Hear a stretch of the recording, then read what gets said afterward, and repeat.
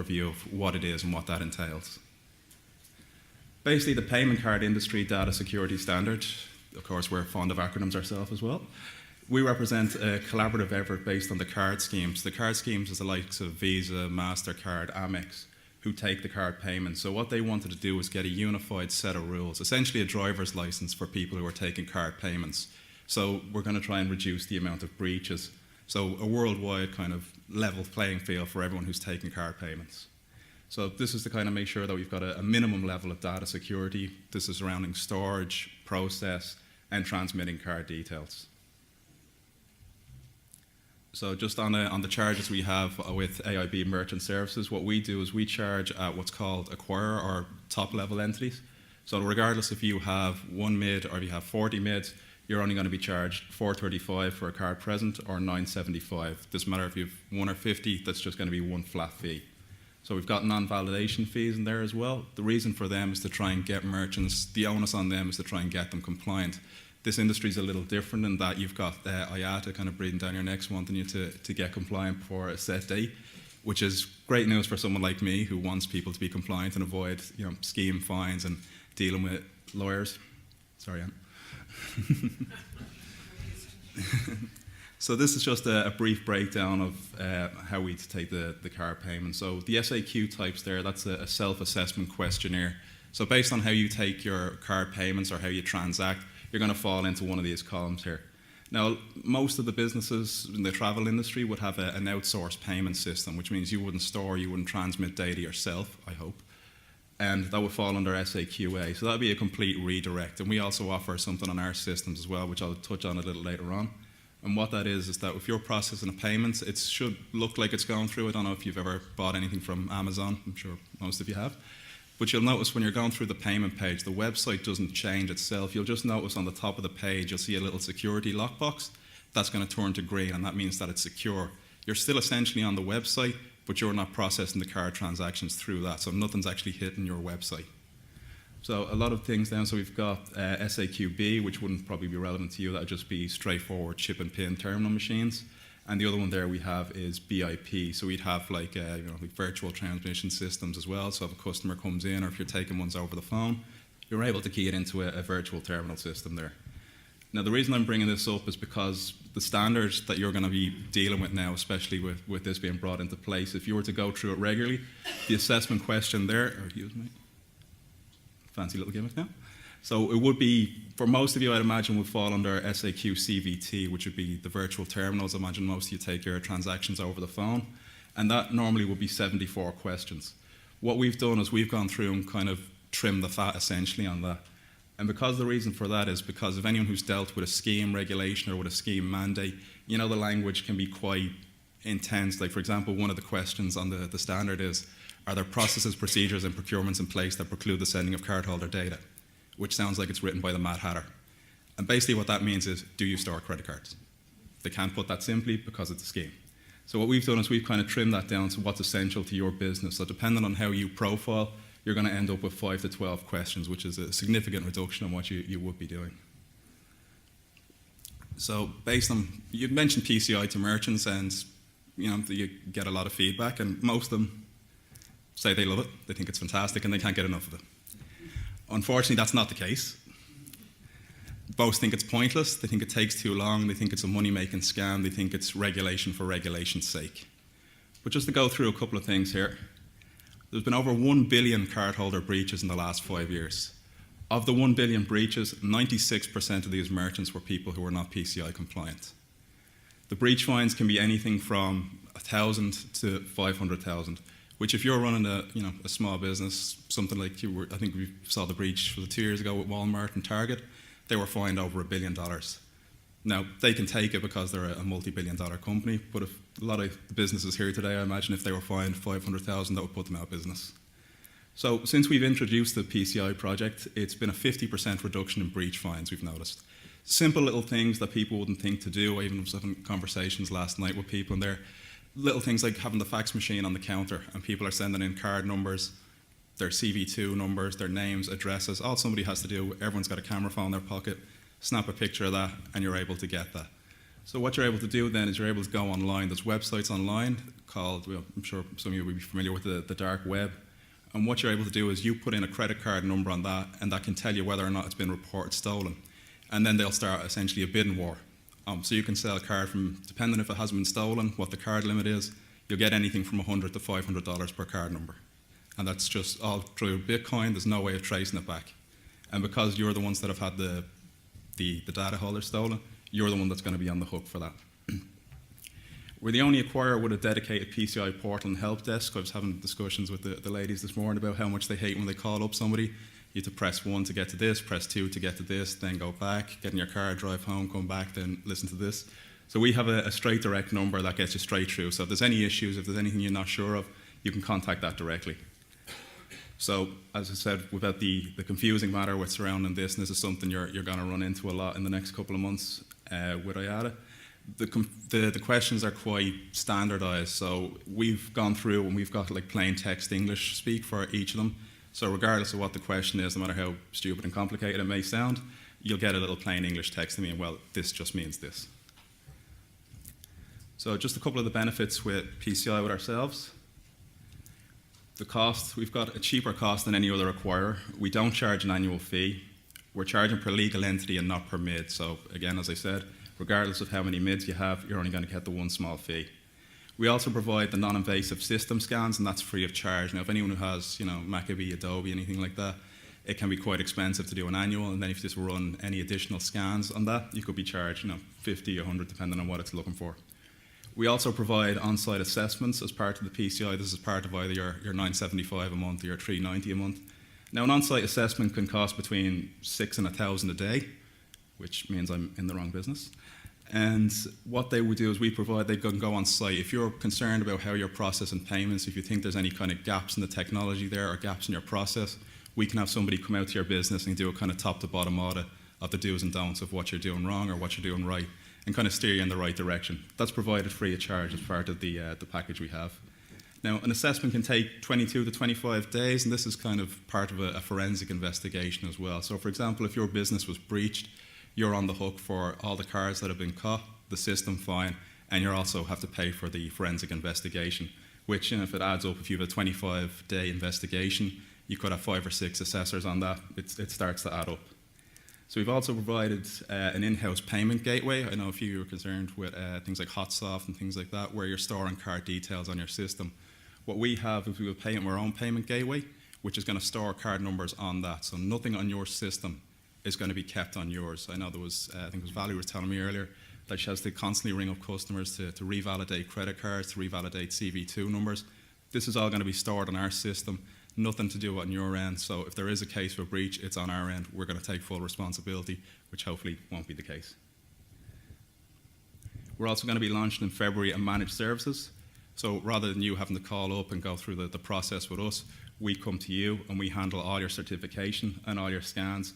Takes away all the non-compliance fees, has a reduced complete path. So we're going to basically give you a top-to-bottom assessment as part of that. Essentially, you're handing over PCI to us. You don't need to worry about anything on that side. So this is the payment gateway I was speaking of earlier. So what you could do is you could take a reservation on something like, I'm using HotSoft as an example, but it's compatible with any reservation system. ITAA is our one here. That stores the card number, that stores the expiration, the card code as well. So you don't have to constantly, if a merchant rings up or a customer rings up and they want to make a booking, if you have especially corporate customers, we ring in multiple times a week, you don't need to revalidate the credit card, you don't need to revalidate the expiration. We store all that for you. So all you're going to need is your customer number and your customer name, depending on how you're logging the information there. We've also got a reporting system that can transfer to Excel. So if you're doing your end of days, your end of months, your quarterly, that can be run through ITAA. And if there's any issues with chargebacks, we're the one storing the credit card. We can give you the number, we can give you the expiry, we can give you the date that it went through. Also, refunds can be done directly through that. I know there was, one of the speakers earlier was saying about there was a 3-day turnaround. This is done instantly on the day. So we've 2 ways of complying. You can either go through our PCI portal, or you can go through our help desk there. We've got them broken out by sanction. Obviously, the ROI would probably be the most relevant to you there. So cardholder security do's and don'ts. I know we're kind of pressed for time, that's why I'm running through this. I'll make a copy of this available if you, Jean can pass it on to you. So there's a few myths surrounding what you can and can't do. A lot of merchants, a lot of customers seem to think you can't store any card details ever. That's not true. And you're kind of in a unique industry along with the hospitality industry, hotels, things like that, where you will be taking bookings, 6 months, 12 months in advance. So you're able to store that for what's required as business purposes. So that doesn't matter if you're storing, if you take a booking for 2 years from now, you can store that cardholder details for 2 years. Excuse me. The only thing we'd ask is if you're to mask the pan on the paper copy for the customers. I know when you're printing out off a terminal, it gives you 2 copies. You have the customer copy that's given to your business, and then one that you keep yourself. The one you're giving to the customer should just have the last 4 digits of the card. The one you're keeping will have the full number. The thing you're going to have to do with that is you need to store that in a secure environment, a lock safe, something like that. We're even seeing, going through the hotel there, you'll see the notebook on the table. Customer rings up and starts to make a booking. You'll notice you don't want to type it in, page refreshes, it circles out. So you notice people start writing them down on the little notepad, and they have the best technology in the world going through. They're stopping all these viruses, and then all somebody has to do is reach over the counter, take the notebook. They've got the customer name, they've got the card number, they've got the expiry, they've got the CV for hundreds of merchants. And this isn't exclusive to this hotel. I've seen it done in many, many hotels through Dublin. So what you have to do is the paper copy, make sure it's secured away, and only authorised personnel have that. So you need to document that process in the case if there is a breach, even if it's just a little check piece of paper to say that when a new staff member comes in, I've read the security policy, and that's it. It's just for audit purposes. Excuse me. And when the paper copy is no longer required, be it 12 months, 18 months, whatever, make sure it's destroyed in a secure manner. Confidential waste, cross-cut shredding.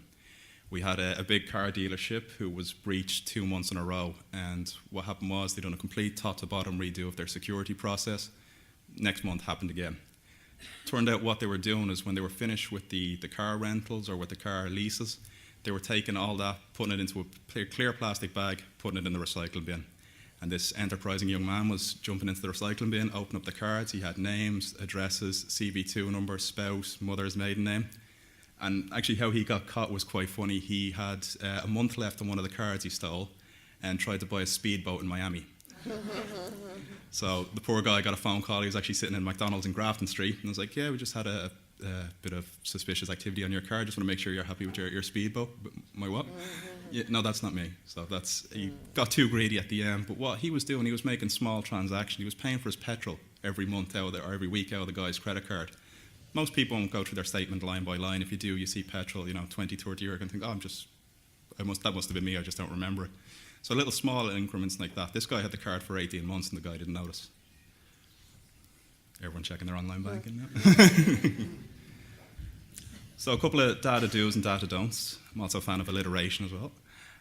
You need to understand in your business, and this is going to be something that ITAA, I imagine, are going to press on you, especially with new gen. The good thing with the new gen ISS is this superseded by PCI. So PCI is actually ranked above this. So once you're PCI compliant, you're going to be compliant. PCI is actually ranked above this. So once you're PCI compliant, you're going to be compliant with new gen as well. So part of that is you need to understand where the data flow for the entire transaction process lands and who's responsible for what part. Excuse me. So as I touched upon earlier, when you're taking payments through a website, you can make it look, we went through the ITAA one. If you need to know if it's being captured on your website or if it's being captured on your payment gateway.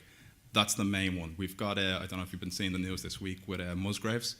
Musgraves and SuperValu have been breached. Again, everyone checking their online banking. What happened there is their website captures data on their site before it's transferred. So what they do is their first page comes up, you enter your cardholder details into that. And what had happened is someone had put a logging tool on their website. So they masked the keystrokes, so the keystrokes would be recorded when they were putting it in. So they're recording the card number, the CV2, and that. So they were able to log them before it transferred over to their payment gateway processor. So you need to be aware if you do have a third party who's processing transactions on your behalf, that you know they're storing every bit of card details and nothing is touching your system. Don't store card holder unless it's necessary. If it's a case where you don't actually need the full card number, or if you just need to blank out the last 4 digits, there's a lot of actions in place in relation to chargebacks and things like that. We can track these things. So it's not a case where you need the full card number for each transaction or for each chargeback. The last 4 digits, the dates will do for things like that. So never store a CV2 number or never store a CV number yourself. We've touched upon that earlier. That's a no. If anything was to happen with that, the schemes come on you like a ton of bricks, and that's the ones that are going to get the major fines involved. Don't let people outside of the organisation authorise that. So if you have IT people coming in to look at your servers, make sure that it's segregated if you're storing it on your own system. So make sure that if somebody's coming in to fix the phone lines, if someone's coming in to fix part of your internet connection, they don't have access to your network. And just to wrap up there finally, help me help you. One of the most frustrating parts of this job is people who don't report things. So if they're unsure of something, ask someone else to report it or it'll be fine. I'm not sure if I should be keeping this details or not. Someone would have told me if I would have. You'll see things like that, like people putting receipts on a spike beside the till, leaving them overnight. It sounds like the most simplest thing in the world, but with a card number like that, you'd be surprised how far somebody can get. People seem to think that it's all online or it's all, putting a pad over an ATM machine. Most of the instances we have, I'd say about 80 to 90% of the breaches we have are with people not storing receipts correctly, people not taking card data security seriously, and just leaving things. Like, for example, a fax machine like that, you'd be surprised how much you can get out of what is essentially an outdated technology. If there is a report, if there is an issue, don't try and mask it. Report it straight away. The way they are able to track these transactions is, let's say, for example, your card's reported stolen. What they do is they mask through each transaction and try and find a pattern. So let's say everybody in this room, their cards were breached. They'll trace that back to everyone was here, so I assume everyone was using their card in the hotel bar. That's how they're able to find who it is that's been processing the transactions. And just finally there, one thing Philippe brought up there earlier on, the word resilience.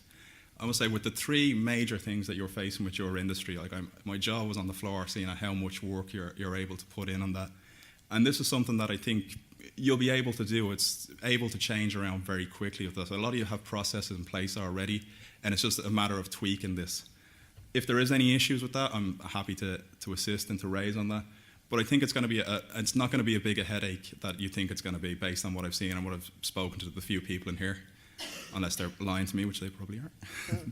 So the deadline for the 1st of March 2018, I think that's a very realistic deadline that they've set. It was the 1st of June, I think we were first made aware of it.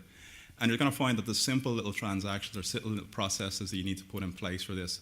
And I don't think it's going to be the massive overhaul that you think it is. So again, if there is any problems or there is any questions, I'm here for the next couple of days, or I'll leave my card here and people can contact me regardless of you're with AIB or not. I'm more than happy to help with that. So I have questions here, but I think, Anne, you want to leave until the end of the session? Absolutely. That's great. Cheers. Thanks very much for your time.